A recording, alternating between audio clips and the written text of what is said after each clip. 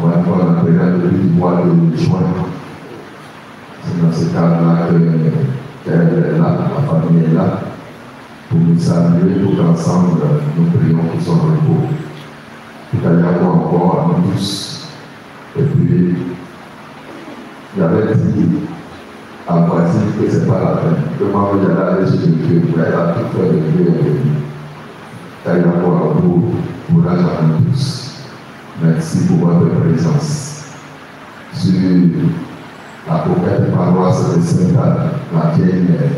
Voilà. Ceci étant, je voudrais aussi à même pas porter l'occasion pour dire à tous ceux qui ont perdu quelqu'un. Voilà, c'est important. Et puis courage à vous également. Voilà. C'est aussi du travail de notre ici, courage. D'ailleurs, c'est de cela qu'il s'agit dans les textes que nous sommes en train de méditer. La première lecture est tirée du livre de Job. Et tous ici, nous connaissons l'histoire de Job. Les biblistes disent que le livre de Job est dans la catégorie des livres de la sagesse. Ok?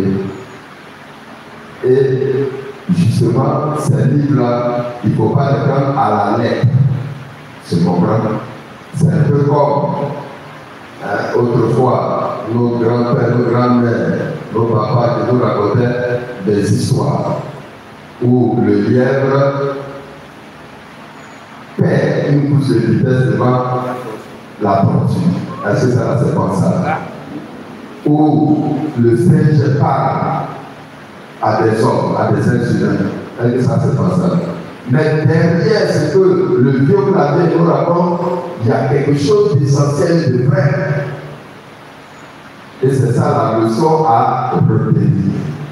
Et quelques passages bibliques, pour ne pas dire pratiquement tous les textes bibliques vont un peu dans ce sens. Même les biblistes nous diront les évangiles. Ce n'est pas comme s'il y avait un reporter au quotidien qui suivait Jésus pour nous dire ce que Jésus faisait. Jésus parlait aussi de critères et ils ont retenu l'essentiel. De ce qu'eux ils ont compris là-dedans. On peut faire un discours, chacun va comprendre sa manière. Mais il y a des endroits où ils se rejoignent. Ça va? Voilà. Et donc, la première lecture fait partie des livres de la sagesse. Et l'auteur biblique, dans ces lectures-là, et surtout la lecture qui retient notre attention ce matin, voudrait qu'on perçoive quelque chose. Et c'est ce que j'ai dit en ce sens d'entrée de jeu.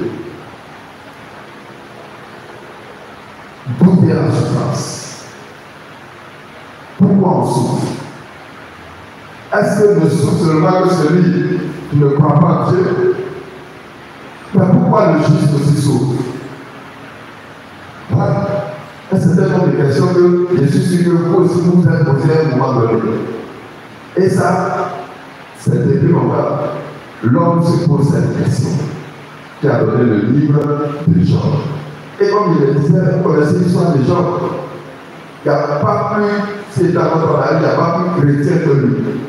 Il n'y a pas plus croyant que lui. Très propre en tout. Il est exceptionnel. Voilà. Nous tous qui sommes ici, on va commencer par moi, on ne vous met pas l'envers des gens. Mais voilà que quelqu'un qui était comblé de richesse, de bonheur.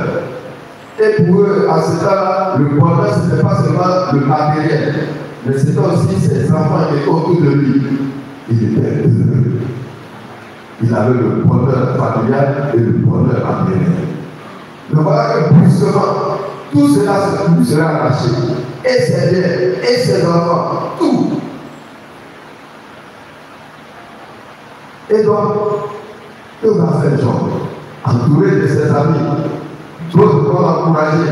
Mais par contre, d'autres vont vouloir l'enfoncer. Ouais, la pression sociale. C'est un peu comme nous ici dans notre culture. Une veuve, enfin, une femme qui perd son mari. Vous voyez la pression sociale autour d'elle. Non, voilà comment on fait. Il faut faire. Même si elle est chrétienne, à un moment donné, elle sait. Pour faire ce que